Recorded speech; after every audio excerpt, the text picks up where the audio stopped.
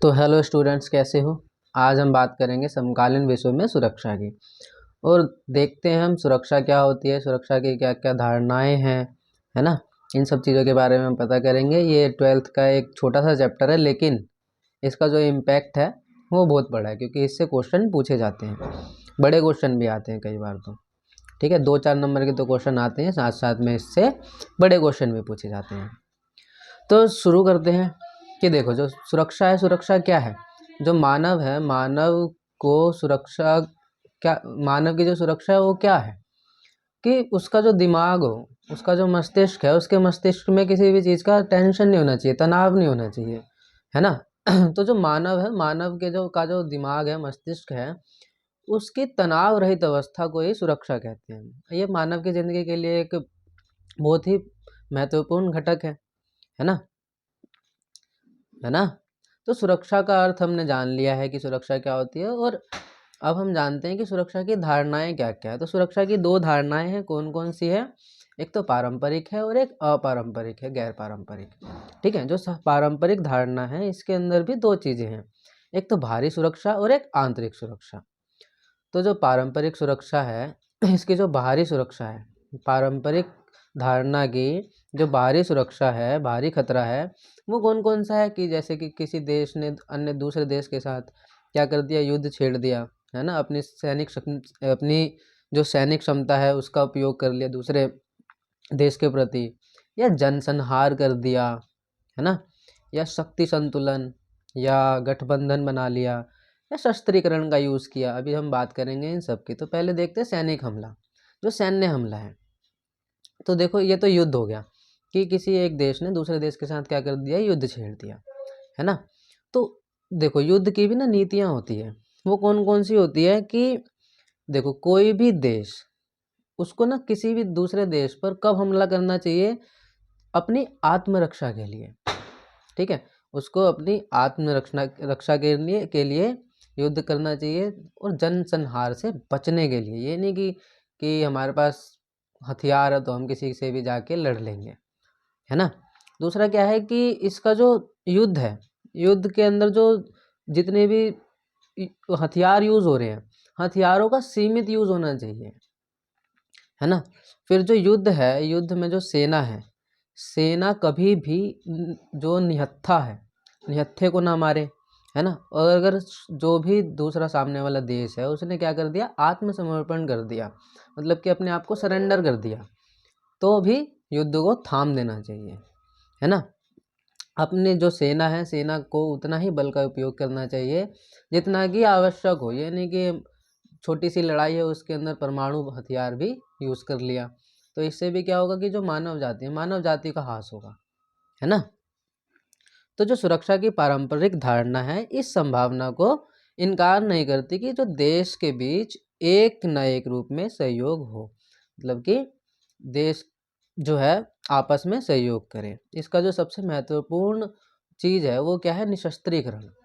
कि जो शस्त्र है, जितने भी हथियार है, हथियारों का यूज़ ना करना, हथियारों को बढ़ावा ना देना, अस्त्र नियंत्रण करना, है ना।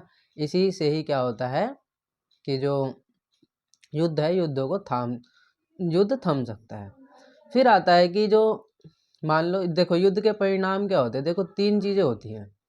कौन कौन सी होती है। पहला तो होता है कि हम बातचीत से सुलटा लें युद्ध को, युद्ध की जो संभावना है उसको कम कर दें, है ना। कोई मान लो कि पड़ोसी है कोई हमारा, अब पर पड़ोसी से हमें पता है कि लड़ाई होने वाली है, तो जाके हम बातचीत करके क्या करें, उसको समेट लें। फिर या लड़ाई चालू हो गई है, तो हम क्या करें कि जाके आत्मसमर्पण कर दें।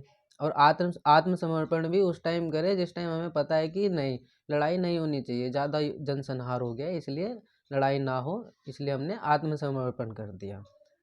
और इसको अपनी देश की रक्षा नीति का भी वो नहीं बनाना चाहिए कि हमेशा हम जाके आत्मसमर्पण कर रहे हैं। फिर तीसरा होता है कि कोई भी देश है, देश क्या होती है, या तो जीतती है या हारती है ना। इन्हीं चीज़ों से युद्ध क्या होता है, रुकता है ना। फिर आते हैं हम बात करने जो शक्ति संतुलन है उसकी। अब देखो, शक्ति संतुलन से क्या समझते हो कि हमारे पड़ोसी देश के पास मान लो कि परमाणु हथियार है, तो हम जानते हैं कि वो अगर उससे कभी हमारी लड़ाई होती है तो वो उसका यूज़ करेगा, है ना।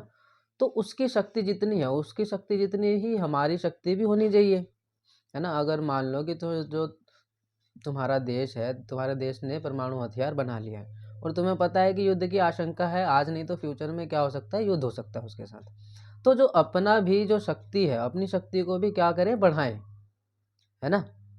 तो ये क्या कहलाएगी, शक्ति संतुलन। जो जितनी शक्ति दूसरे देश की है उतनी शक्ति अपने पास भी रखे, ताकि जो शक्ति संतुलन हो वो कभी तुम्हें दबाए ना, है ना, दूसरे देश को दबाए ना। ठीक है। फिर क्या होता है कि गठबंधन बनाते हैं। गठबंधन क्यों बनाते हैं, अब देखो, अभी हमने बात की थी पिछले कुछ चैप्टरों में कि जो अमेरिका की शक्ति है, अमेरिका की शक्ति बहुत ज़्यादा बढ़ गई थी, तो गठबंधन बनाना पड़ा उसके लिए, ताकि उसका जो वर्चस्व है उसको कंट्रोल किया जा सके, है ना। तो गठबंधन किस लिए बनाए जाते हैं, ताकि जो आने वाले खतरे हैं उनसे एक अकेला, तो देखो जो विकासशील देश है वो एक अकेला नहीं लड़ सकता, तो क्या चाहिए कि वो गठबंधन बनाए और जो आने वाले खतरे हैं उनका मिलकर सामना करें, है ना। और शस्त्रीकरण का यूज़ ना करें, मतलब कि अस्त्र शस्त्र को ज़्यादा यूज़ ना करें, अस्त्र शस्त्र का ज़्यादा विकास ना करें, है ना। ये तो था हमारा बाहरी खतरा। फिर आता है आंतरिक खतरा, जो हमारे देश में खुद जो हमारे देश के अंदर हमारे लोगों से ही खतरा होता है, वो होता है। देखो, जो राज्य है, राज्य की जो कानून व्यवस्था है उसका काम ना कर पाना सही से, है ना। ये क्या कहलाएगी, जो पारंपरिक धारणा है सुरक्षा की, इसका जो आंतरिक खतरा है, आंतरिक खतरा के अंदर क्या आएगा कि जो हमारा कानून व्यवस्था है वो सही ढंग से ना चल रहा हो, है ना। फिर हमारे देश के अंदर गृह युद्ध हो जाए किसी बात को लेकर, है ना। जो पॉलिटिकल पार्टीज़ है वो आपस में लड़ने लग जाए, है ना, जनसंहार हो जाए हमारे देश में आपस में, जो क्या है कि सांप्रदायिक दंगे हो जाए, है ना, जिससे कि गृह युद्ध की स्थिति बन जाए।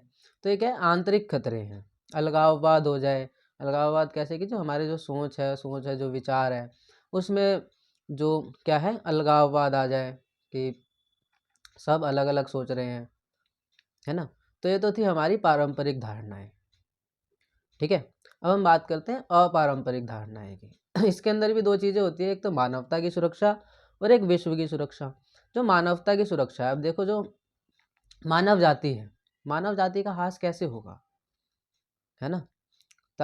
भूखमरी से हो सकता है कि भूखमरी आ जाए, है ना, पैसों की कमी हो जाए, है ना, गरीबी आ जाए बहुत ज़्यादा, है ना, पैसों की कमी हो जाए, गरीबी आ जाए बहुत ज़्यादा। फिर जो प्राकृतिक आपदाएं हैं, ग्लोबल वार्मिंग हो गया, फिर बाढ़ हो गई, सुनामी हो गई। तो ये सारी चीज़ें क्या है, अपारंपरिक धारणाएं के अंदर आती है, जिसके अंदर मानवता को खतरा होता है ना। मानवता को खतरा कैसे होता है कि इससे क्या होता है कि पूरी जो मानव जाति है, मानव जाति का नुकसान होता है। जैसे कोई महामारी आ गई, जैसे कि अभी आई थी हमारी वो कोविड-19, है ना।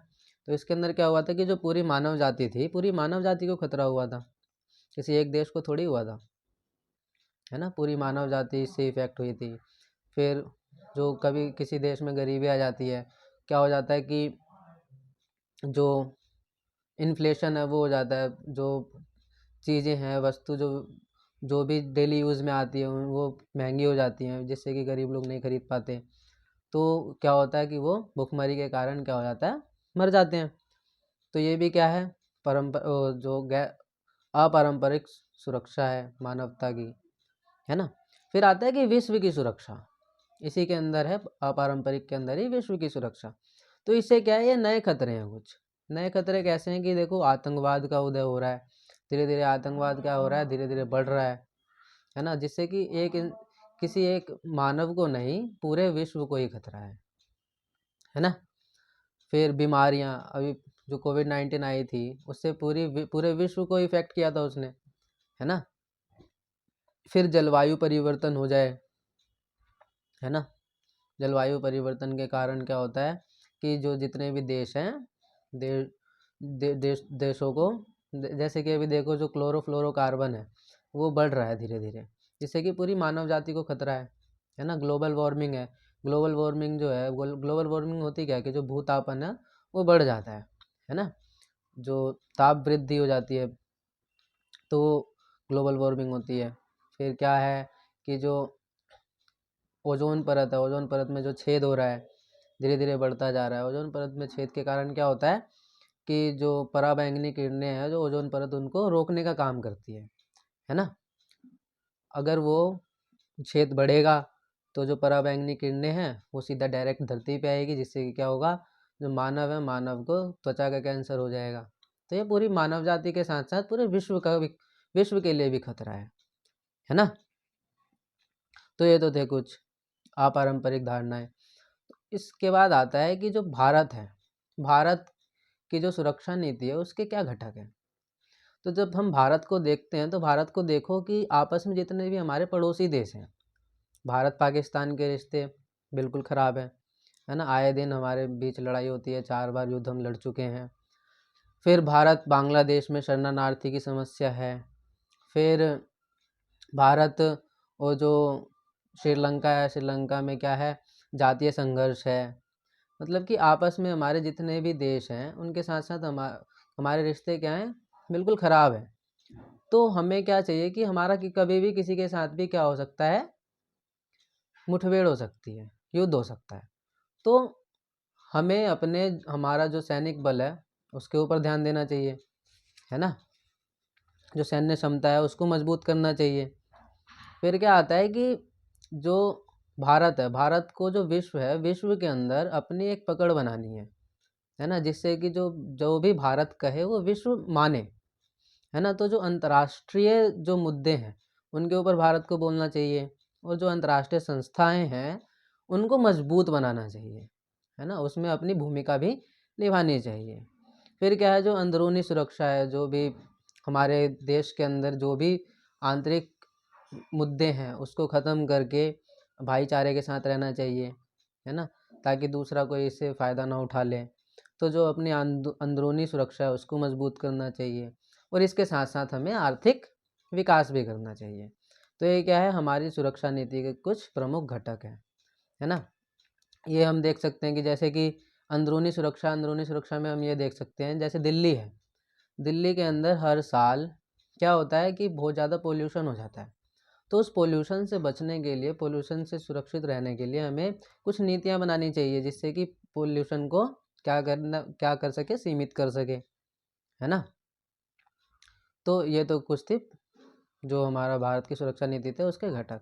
इसके अंदर कुछ और भी है कि देखो, हर साल हमें छुट्टी मिल जाती है बिना फालतू की, किस चीज़ की, जो पर्यावरण है, पर्यावरण का में जो वायु प्रदूषण है उसके कारण, है ना। दिल्ली के अंदर तो मिलती है 4-5 दिन की छुट्टी हो ही जाती है। छुट्टी से तो तुम खुश हो जाते हो, लेकिन जो ये मानव है, मानव जाति के लिए बहुत ही ज़्यादा बड़ा नुकसान है, क्योंकि इसी टाइम पे कई सारे जो भी बीमारियां हैं वो हो जाती है ना। तो इन सबको क्या करना चाहिए, मजबूत करना चाहिए। ठीक है, तो इतना ही बहुत है ये। और भी चीज़ें हैं इसके अंदर कि निशस्त्रीकरण की नीति है, और भी चीज़ें हैं, कुछ क्वेश्चंस है, परमाणु और प्रसार संधि है।